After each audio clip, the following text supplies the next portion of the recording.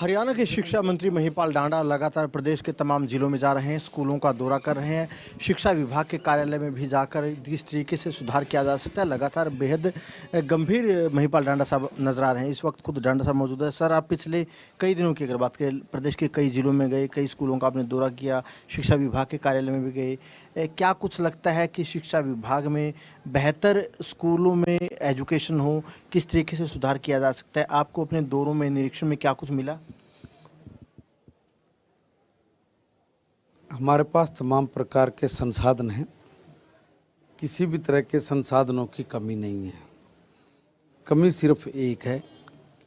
उस कमी को भी दुरुस्त करने के लिए हमने अपने कॉलेज स्कूल्स के सब टीचर्स से आह्वान किया है। गांव में हमने जो एसएमसी बनाई है उन लोगों से भी कहा है। गांव की पंचायत और प्रबुद्ध बुद्धिजनों को भी हम लोगों ने कहा कि देखिए भाई, हमारे सरकारी स्कूल का टीचर बहुत योग्य है। एस्टेट सीटेट से लेकर नेट और पीएचडी किए हुए बच्चे हैं। इतना हाई क्वालिफाइड स्टाफ जिनके पास हो, और फिर भी आप बच्चों को प्राइवेट स्कूल की तरफ लेके जा रहे हैं, वो आपका एक निजी और व्यक्तिगत आपका कहना समझना है। मगर जिस तरह के आप लोग प्रश्न पूछ रहे हैं उसमें हमने व्यवस्था देनी, हम लोग व्यवस्था दे रहे हैं। हम लोगों को जागरूक कर रहे हैं कि भाई आप लोगों के पास जब सब तरह के संसाधन है तो आप उनका उपयोग करिए। तो मुझे लग रहा है कि पहले की बजाय इस बार हम लगभग 1.5 से 2 लाख की संख्या जरूर बढ़ा जाएंगे।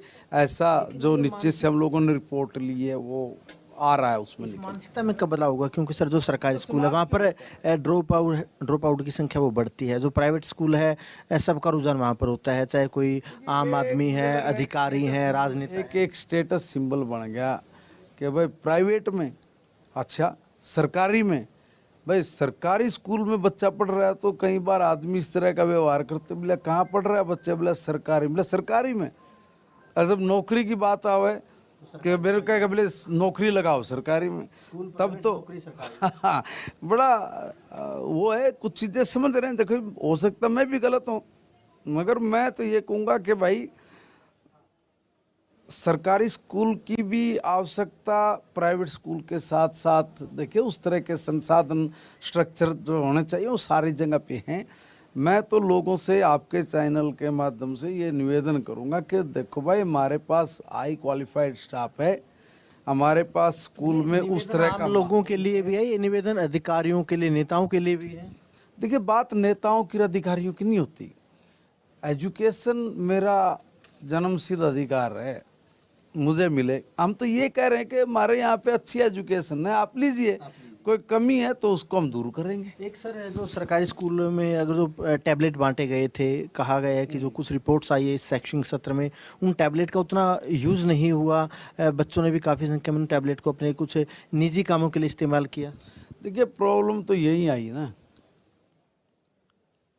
कि समाज में सब तरह के लोग हैं, मगर प्रयास यही रहा कि हम लोग बच्चों को आधुनिकता के साथ जोड़ें, और आधुनिकता के साथ जोड़ के हमारे बच्चे दुनिया के किसी भी बच्चों से पीछे ना रहें। इसलिए बड़ी सोच के साथ एक क्रांतिकारी स्टेप हरियाणा की सरकार ने उठाया है। हम इसको आगे भी जारी रखेंगे, मगर दोनों पक्ष होते हैं, पॉजिटिव और नेगेटिव। इसमें थोड़ा नेगेटिव पक्ष मुझे लगा कि वो थोड़ा ज़्यादा हैवी रहा है कुछ जगह पे, सब जगह नहीं है, कुछ जगह पे। और जहाँ ये नेगेटिव पक्ष हैवी रहा, जैसे बच्चों ने कहीं शरारत कर दी, कहीं गलत उसका उपयोग करना शुरू हो गया तो कुछ जगह पे तो वहाँ पे टीचर सख्त हुए, और सख्त जब वो हुए तो वहाँ पे कुछ चीज़ें ठीक भी हुई हैं, बंद भी हैं। मगर इसी में जो मैं सख्त शब्द बोल रहा, तो मैं यहाँ निवेदन करूँगा फिर आपके चैनल के माध्यम से कि देखिए, बच्चों का भविष्य सुधारना है, संवारना है, उनको उन्नत और प्रगतिशील बनाने के लिए सरकार का आप लोग साथ दीजिए। और उसमें जो टीचर बच्चों को गलत राह पर या नेगेटिव थॉट की ओर जाने से रोकता है, तो आप उस टीचर की पीठ थपथपाइए, ना कि उसको दूसरे तरीके से आप लोग हैंडल करें। राजनीतिक बात कर लेते हैं सर। आज से राज्यसभा चुनाव के लिए नॉमिनेशन की प्रक्रिया शुरू हो गई है। कब तक बीजेपी अपने उम्मीदवार की घोषणा कर देगी? क्या लगता है कांग्रेस भी राज्यसभा उपचुनाव लड़ेगी? देखिए, अभी ये मामला एग्जैक्टली बड़े नेताओं का है।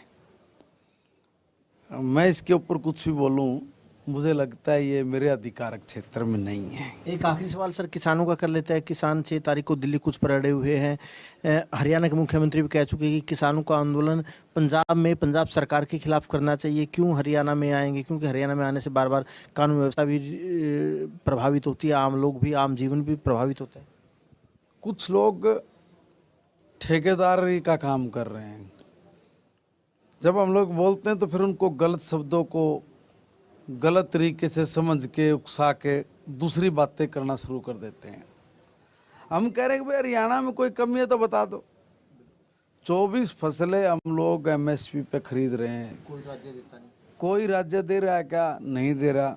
हम सीधा किसान के खाते में पैसे डाल रहे हैं। कोई डाल रहा है क्या? कोई नहीं डाल रहा। हम कह रहे हैं कि भाई आधुनिक संयंत्र हमारे जो, चाहे पराली के प्रबंधन के लिए हो, चाहे हमारा रोडावेटर हो, कल्टीवेटर हो, हैरो हो, ट्रैली हो, ट्रैक्टर तक भी हम लोग 80-80, 90% की सब्सिडी के साथ दे रहे, जो कोई सोच भी नहीं सका था ये। और हमसे पहले भी सरकार रही, उनने भी नहीं सोचा, हम ही लोगों ने सोचा और सोचा ही नहीं, उसको अमली जामा पहनाया।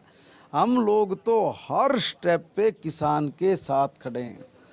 किसानी के खेत से लेके बाजार तक भारतीय जनता पार्टी की सरकार किसान के साथ है। और मैं निवेदन करूंगा ऐसे भाइयों से, किसानों से भी, कि आप हरियाणा के मॉडल को पंजाब के सरकार के सामने रखो, कहो कि जैसे हरियाणा करा तुम भी करो। और अगर पंजाब की सरकार ये नहीं कर सकती, उनके बस की बात नहीं है, तो छोड़े, हमें दे। 3 महीने में हम वहाँ पे इस तरह का काम करके आपको दिखाएंगे कि प्रदेश का किसान हरियाणा के किसान की तरह खुशहाल मिलेगा। बिल्कुल। देखिए, डांडा साहब का कहना है कि जो पंजाब सरकार है, पंजाब सरकार को हरियाणा की खेती बाड़ी के मॉडल को अपनाना चाहिए। वहीं कुछ लोगों को किसानों के नाम पर राजनीति नहीं करनी चाहिए। कैमरामैन जस्से के साथ अनिल मोर, खबरें अब तक, चंडीगढ़।